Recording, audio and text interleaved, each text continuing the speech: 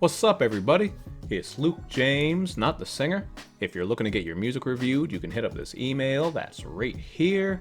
But today I'm going to hit you up with my thoughts and opinions on the 17th studio album from Snoop Dogg called I Wanna Thank Me. Snoop Dogg doesn't need any introduction. We all know who he is. We know he's been putting in work for close to 30 years. And as far as I'm concerned, he is one of the GOATs. I'm not talking about when you make a list and you're focusing more on technical skill, crazy bars and flows. I'm not talking about that. But when we're talking about impact on hip-hop culture and even pop culture, Snoop Dogg is definitely one of the GOATs. He's been very influential, he's inspired all kinds of people, and I think he deserves the utmost respect. Now, as you can see from this album cover, it's showing the many different sides of Snoop. He's certainly evolved over all those years, and that's one of the things that makes this project kind of cool. He actually touches on some of the experiences he's had in life, and also some of the impact he's had on the game as well. So you're going to pick up on this on the opening track, What You Talking About. This is one where he speaks how his life has changed over the years, and how he's also had a big impact in changing the lives of others, just by opening up doors and giving opportunities. And the beat on this kind of reminds me of Atari. Not in a bad way like that shitty-ass E.T. game, but just some of the sound effects used give me that video game feel. So I thought this was a pretty cool opener just to set the tone for the project.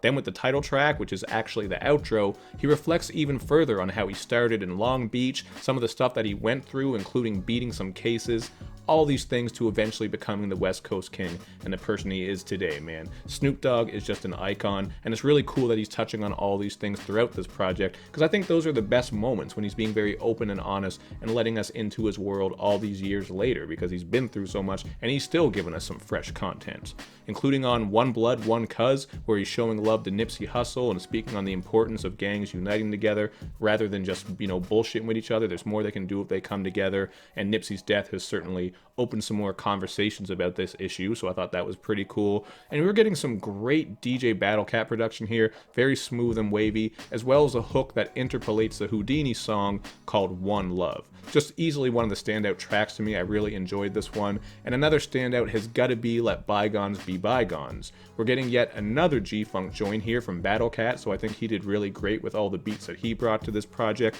And here Snoop is speaking very candidly on the relationship that he's had with Suge Knight over the years. The ups and downs, how they came up through death row and accomplished a lot of things. And he's basically just saying that you gotta let bygones be bygones, man. They had their issues in the past. Of course, there was that pimp slap diss all those years ago. But now Snoop is saying, come on, man. Like, I'm 50, you're up there in age. I believe Suge's actually locked up now, isn't he? Whatever the case, Snoop is just saying enough is enough. They've achieved a lot of great things, and there's no use in them beefing anymore. So there's a lot of growth and maturity here, which you would expect from Snoop, man. He's been around for a long time. I'm sure he doesn't need all this negativity in his life. So I thought that was another moment that really stood out. Now, another track that delivers solid content has got to be So Misinformed. Yet again, we're getting another quality beat from DJ Battlecat, so I was just glad to see him on here because he was always a staple in the West Coast. And this is a track where Snoop and Slick Rick are just speaking on black excellence and perseverance.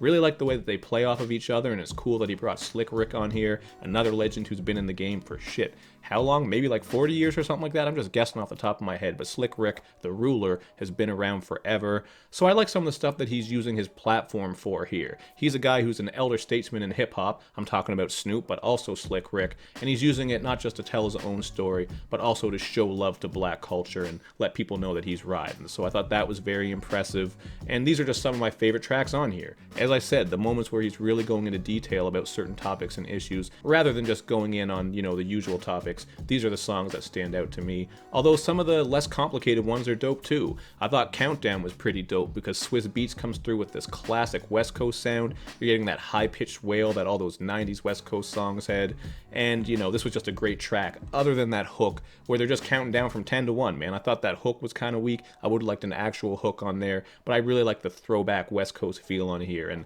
it's certainly suiting considering this is a Snoop Dogg album, so you gotta come through with some of that classic shit. But aside from these tracks that I've spoken on, there's really not a whole lot that I love about the rest of this album, because this is really long. It's 22 tracks. You're going to get the usual filler, skips, and genericism as expected, so there are a lot of moments here that are just kind of average at best, or even worse. Like on I See Your Bullshit, I couldn't really get into this one too much. It has this silly nursery rhyme sound at the start, but then it does get a bit better. He's just talking about, obviously, the bullshit that he sees. And Blueface Hunnids is about as generic as you can get, with Snoop and YG boasting over some DJ Mustard production.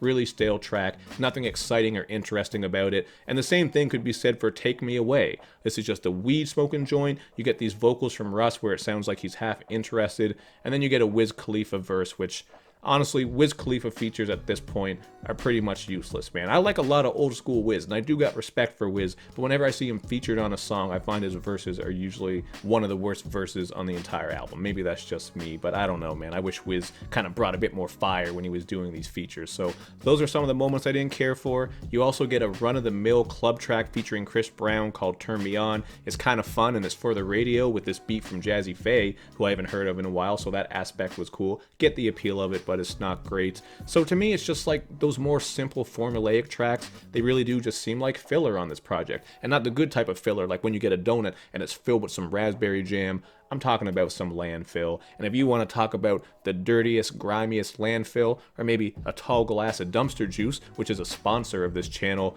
we could talk about the song Little Square. This shit basically sounds like the Spanish version of a Crazy Frog song. I think it's just absolutely awful, but it does have this really weird and goofy feel to it. So I don't know what he was going for with that. Maybe it will be a hit somewhere in the world because of the silliness and experimentation, but I just thought it was a really awful song all around. So that would be my very least favorite to go along with some of these other tracks I didn't care for. But since I did mention experimentation and taking chances, I thought it was pretty cool on the song Do You Like I Do, where Snoop and Lil Duval come through with this New Jack Swing sound. I'm absolutely a sucker for that. Like when Bruno Mars first came out with Finesse, I was killing that song, although I like the original much better than the Cardi B, but that's a whole other topic. I just like what they were doing here, because this song, man, this sounds like some Bobby Brown shit from the 90s. They did a really good job of recapturing this. Lil Duval's parts are just kind of silly and funny, but I mean, it's Lil Duval, so that's what you expect. I think I said his name Duval and Duval. I think I said a couple different ways in here, but god damn it, you know who I mean, the comedian. It's kind of cheesy, but it's fun for what it is. So I thought that was a cool track, and I would put that as one of my favorites for sure. Now, you guys also know, if you've been following my channel for a while, that I'm a sucker for Nate Dogg. He's one of my favorite artists. But unfortunately, I thought his feature on Wintertime in June was kind of killed by what Snoop Dogg was doing on here. Nate Dogg sounded great. R.I.P. to one of the GOATs. The GOAT, Hookmaster, I should say.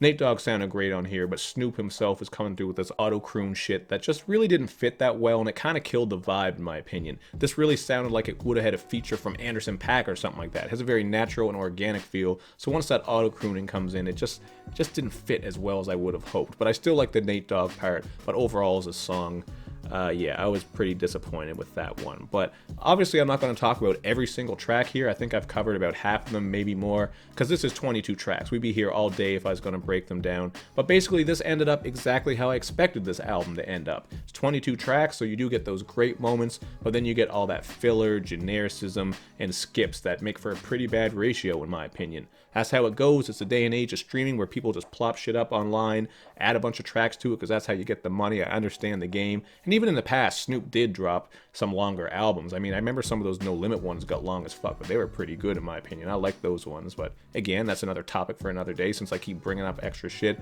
But anyway, man, I did think about a 3.5, but for a project this long, I really would have needed a bit more, and I just didn't get that. So it is what it is, man. I feel like this could have been a special album if it were trimmed down a bit. Those songs where he was speaking on real shit were great, and even if he kept some of those formulaic tracks, it wouldn't have been so bad. But it does go on, it does get kind of draggy, and it does get kind of sloppy like the floor at a bukkake session, but hey, 3 out of 5 still means good, man. And if you liked it more than me, I would certainly understand that. But this trend of long projects that are just over padded, it's just wearing thin on me, man. So it is what it is. Just keep that in mind as you watch this review. And if you're a Snoop Dogg fan, definitely check this out because I think it's pretty good.